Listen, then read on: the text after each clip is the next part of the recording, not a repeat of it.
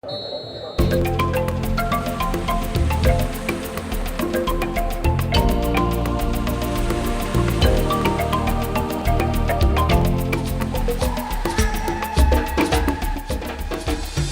les 7 matchs de cette 9e journée, un seul était prévu à Abidjan et c'est celui qui a opposé le Stella Club d'Adjamé en vert et blanc à l'Union Sportive des Clubs de Bassam. Ce sont les Stellis qui, dès la 13e minute, donnent la première alerte sur ce coup franc mal exploité par Sidibé Lamine.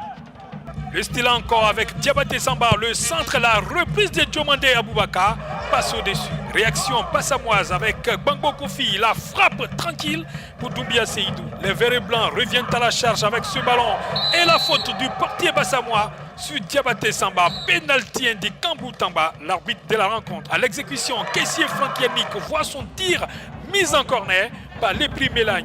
Le jeune champion d'Afrique des cadets, spécialiste en la matière, est ainsi désillusionné par la superbe parade du portier des insulaires. Mi-temps 0-0. 56e minute, Bassam à l'attaque avec ce centre trop faible pour inquiéter Doumbia Seydou. Bassam encore, le shoot de Jean-Christian Pativo est stoppé par Doumbia Seydou. 81e minute, ce sont les Bassamois qui chargent à nouveau avec cette ouverture en direction du Nigérian Uche Okpara. La frappe n'est pas cadrée. Une belle ouverture qui aurait mérité un bien meilleur sort si l'attaquant nigérien avait gardé toute sa lucidité avant de frapper. Le Stella avec Kaba, le centre et la belle sortie de l'Épris Mélagne, très présent dans cette rencontre. Les Magnans ont un autre coup franc avec Kaba qui l'envoie cette fois dans les gants du portier bassamois. Dans le temps additionnel, les insulaires ont une balle de l'ouverture du score dans les pieds de Jean-Christian Pativo. La frappe est trop écrasée et n'inquiète pas Doumbia Seydou. Réaction Stellis avec Kessier Franck, le shoot dans les bras de l'Épris. Réplique immédiate des Bassamois avec Raimi Abouboulaye. Le centre, le mauvais renvoi et la reprise de Kamara Oumar qui passe à côté. Une autre balle de but. Vendangé par les poulains de Mongueïgueï. Score final 0-0 entre Stellis et insulaire venus des Bassam. C'est la finition devant les buts. Chaque fois on donne le meilleur de nous-mêmes. On a du mal à finir devant les buts. C'est ça qui manque. C'est ça qui nous reste à travailler. Bon. Et c'est tout. On a tout manqué. Bon. C'est un coup de pied arrêté. Donc de toute façon c'est une chance. Le gardien a la chance d'arrêter. Moi aussi j'ai la chance de mettre le ballon au fond.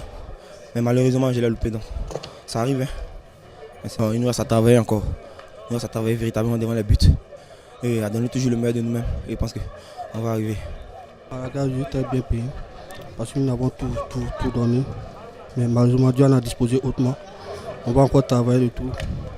Jusqu'à le retour des congés, 2 semaines, on va encore bosser devant les buts pour pouvoir mieux donner. Il y a le fait de la fatigue aussi. Tout donner, tout voyager, tout. Bon, on va travailler encore derrière. Après sa défaite le week-end dernier face à la Jeunesse Club d'Abidjan Trècheville 2-0, la Zida Bangourou recevait dans son entrée du stade Henri Konabédié la FAD de Djekanou. Ce sont les princes de l'Indénier qui ont attaqué dès l'entame sur cette action de Diaby Aboulaye qui n'inquiète pas le gardien Nyanda Ousmane. La presse et manque d'ouvrir le score sur cette offensive bien menée, mais craignant Anselme ne trouvera pas le cadre. Les académiciens sortent de leur temps avec ce bon mouvement qui inquiète la défense de l'Asie. La FAD encore avec ce long ballon de Badié Bagnon. La frappe est cadrée, mais Kwadjo Sergino se couche bien sur le ballon. 38e minute sur cette balle en cloche. Kadio Vanga résiste à 2 défenseurs, s'embrouille un peu avant d'ouvrir le score. L'attaquant des académiciens fait preuve de courage face à 2 défenseurs, se fait peur avant d'envoyer une frappe sèche qui va se loger dans la lucarne. Un acquis que la FAD préservera jusqu'à la pause. Avec un passif d'un but, les Princes d'Indénié reviennent gonfler à bloc avec ce coup franc de la 58e minute que Yao Kwasi Roméo envoie dans les filets de Nyanda Ousmane. Une frappe sèche qui, avec l'aide d'une tête, trompe partenaires et adversaires. Réplique de la FAD sur cette offensive bien menée, mais au final, Koulibaly Sangatopio ne peut marquer. Score final 1-1 entre la Zida Bangoro et la FAD de Djekanou. Un résultat qui oblige les Princes de l'Indénié à garder les profondeurs du tableau. C'est Yao Kwasi Romeo. C'est un retour après une défaite contre la JCA. On veut se relancer. Nous disons merci pour ce nul parce qu'il ne fallait pas partir en fin d'année avec une défaite. Donc ils sont bien revenus dans le match. On a raté des occasions. On avait pu gagner ce match. Ça manquait de réalisme, c'est tout. Sinon, je crois que par la grâce de Dieu, tout s'est bien passé. On a eu un nul. On le prend par la grâce de Dieu. Bon, dans ce cas, on prend le nul. Toujours au stade d'Abangourou, l'Astanda en bleu recevait la Jeunesse Club d'Abidjan Treichville. Un match plein d'engagement physique, mais stérile, en but. Ce sont les Abidjanais qui se signalent sur cette contre-attaque emmenée par Bakary Diallo, la remise de Touré Dissa et la reprise de Bougoui Jean-Jacques qui ne marquera pas. Réaction immédiate de l'Astanda avec Baïré Aboudel qui trouve Seoulou Franck dont la frappe cadrée est stoppée par Doté Jacob. Une belle offensive que ne peut conclure Franck Seoulou. Tanda presse avec Mombleï Dei, le centre mésentente entre les attaquants de Tanda sous le regard médusé de ses supporters.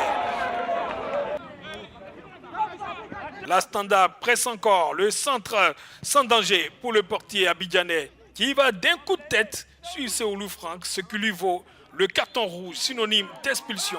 Seoulou Franck souffre et le portier Doté Jacob prend la direction des vestiaires.